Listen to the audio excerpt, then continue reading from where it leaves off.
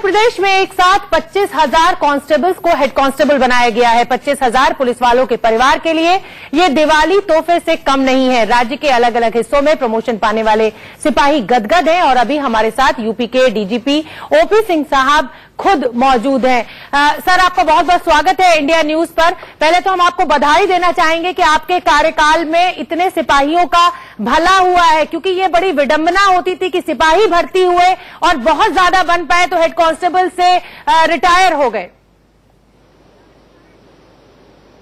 बिल्कुल सही कहा। बहुत बहुत धन्यवाद आपको इन शब्दों के लिए। ये सही है कि उत्तर प्रदेश एक बहुत बड़ी फोर्स है और उस बड़ी फोर्स में इतने बड़े पैमाने पर प्रमोशंस होना एक अपने आप में बहुत बड़ी चीज है। जैसा कि आपने बताया, हमने इस वर्ष 36,062 लोगों को प्रमोट किया है जो विभिन्न रैंक के हैं, जो कांस्टेबल से इंस्पेक्टर्स तक हैं, और जो परसों हमने प्रमोशन किया वो कांस्टेबल से हेड कांस्टेबल के प्रमोशन से, जिसमें हमने 25,000 से अधिक अपने कर्मचारियों को प्रमोट किया है। आपको जानकर आश्चर्य होगा कि 2016 में ये संख्या 8,762 थी, जबकि 2017 में 5,030 थी, लेकिन इस बार हमने 25,000 से ज्यादा, to be more precise 25,091 constables को हमने हेड कांस्टेबल बनाया है। और उसके साथ ही साथ कल हमने कांस्टेबल ड्राइवर्स को भी हमने प्रमोट किया है। 1711 कांस्टेबल ड्राइवर्स को हमने हेड कांस्टेबल ड्राइवर्स बनाया है। ये बहुत अच्छा, क्योंकि ड्राइवर्स की अमूमन नहीं होती है कोई भी तरक्की, वो ड्राइवर ही भर्ती होते हैं और ड्राइवर ही रह जाते हैं। सिंह साहब, थोड़ा सा मुद्दे से हटना चाहूंगी। जिस तरीके से पिछले दिनों में यूपी पुलिस में जिसे कहा जाए कि अनुशासनहीनता दिखाई दे रही है, डिसिप्लिन फोर्सेज में काली पट्टी बांधकर विरोध जताना, सोशल मीडिया पर विरोध जताना, क्या वजह आप पाते हैं इन सब की? क्या माना जाए कि ट्रेनिंग में कुछ कमी है? देखिए, ये कहना बड़ा मुश्किल है कि अनुशासनहीनता दिखाई गई।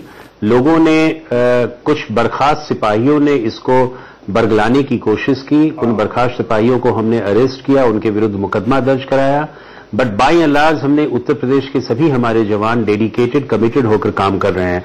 और आपको जानकर आश्चर्य होगा और खुशी भी होगी कि आज सुबह जब ये ट्रेन हादसा हुआ हरचंदपुर में, रायबरेली में, तो हमारे डायल 100 के जवान, जो पुलिस रिस्पांस व्हीकल्स के जवान हैं, वो सबसे पहले मौके पर पहुंचे और उन्होंने फर्स्ट रिस्पॉन्डर्स की तरह लोगों की जानें बचाई, उनको इवैक्यूएट किया।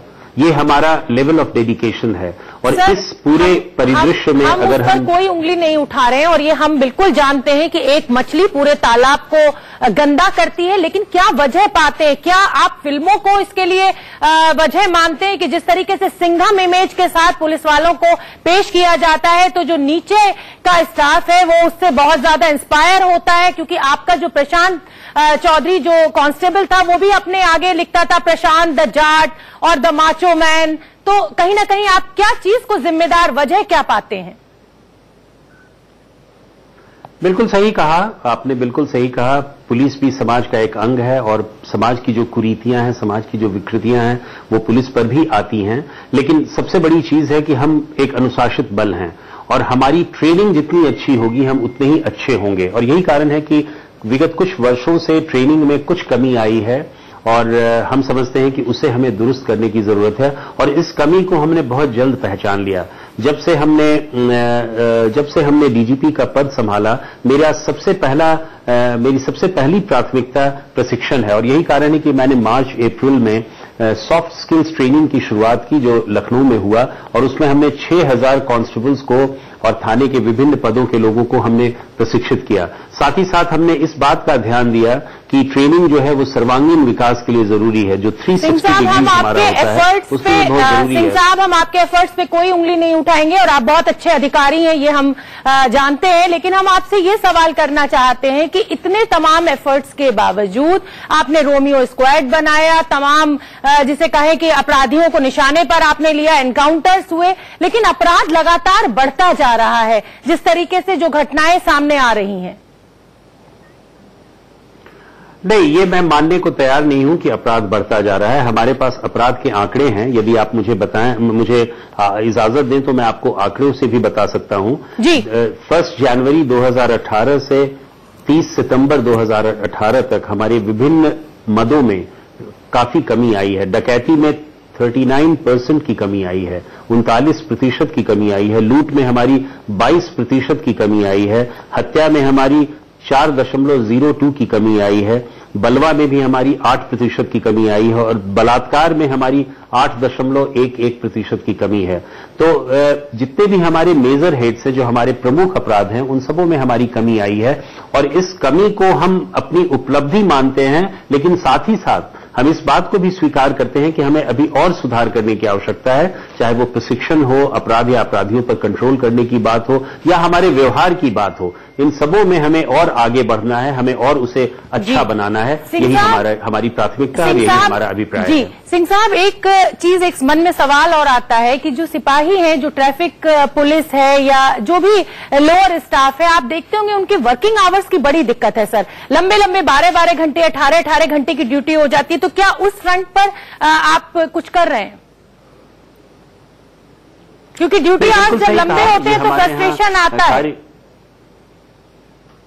एब्सोल्युटली, हम मानते हैं इस बात को कि लंबे आवर्स जो होते हैं वो पुलिस ही 24/7 काम करती है और हमेशा वो इस बात का ख्याल रखती है कि जनता की सेवा हम कैसे करें। हमने ये भी सोचा है, अभी हमारे पास इसका विकल्प है या नहीं ये मैं सोचूंगा, लेकिन हमने इस बात पे सोचना शुरू कर दिया है कि क्या हम उन्हें वीकली ऑफ दे सकते हैं। हमारे यहां सबसे बड़ी दिक्कत है फोर्स की कमी की और हमारे यहां 1,29,000 कांस्टेबलरी की कमी है। हम अभी रिक्रूट कर रहे हैं और अभी हमारा प्रशिक्षण भी 28,000 रिक्रूट्स की चल रही है और हम अभी आने वाले 4 महीनों में हम 42,000 नए रिक्रूट्स को रिक्रूट करेंगे, उनकी ट्रेनिंग दिलाएंगे। लेकिन इनमें कुछ वक्त लगेगा, लेकिन फिर भी मैं चाहता हूं कि उनके लॉन्ग आवर्स को कम किया जाए, उनको 8 घंटे या मैक्सिमम 10 घंटे हम उनकी ड्यूटी दें। और ये आपने सही कहा कि इन सब वजह से भी हमारे यहां दिक्कतें हो रही हैं। ठीक है सर, एक आखिरी सवाल आपसे लेना चाहूंगी। अभी हाल ही में आपने आदेश दिया है कि पहले थानों में 4 निरीक्षक होते थे, अब 2 निरीक्षक होंगे। तो क्या ये कहीं फोर्स में असमंजस की स्थिति पैदा नहीं करेगा? क्योंकि लोगों को जरूरत है कि थाने में ज्यादा से ज्यादा स्टाफ मौजूद रहे। नहीं, कोई असमंजस की स्थिति नहीं है। हमारे यहां जब इंस्पेक्टर्स काफी हो गए, अभी पिछले 3 महीने में हमारे यहां इंस्पेक्टर्स के प्रमोशंस बहुत हुए और इंस्पेक्टर्स की संख्या बढ़ गई। उन इंस्पेक्टर्स को हम कैसे यूटिलाइज करें, इस पर हमने मंथन किया और हमने सारे स्टेक होल्डर्स को बुलाया। हमारे मंथन में इंस्पेक्टर्स भी थे, सीओज भी थे, एडिशनल एसपीज भी थे, आईपीएस ऑफिसर्स भी थे और हम लोगों ने ये विचारा कि क्यों नहीं लॉ एंड ऑर्डर और कानून को अलग अलग हम बांटे। और हमने कहा कि एक एसएचओ थाने में रहता है और उसके असिस्टेंस के लिए, उसकी सहायता के लिए एक additional SHO law and order होगा, एक एडिशनल एसएचओ क्राइम होगा।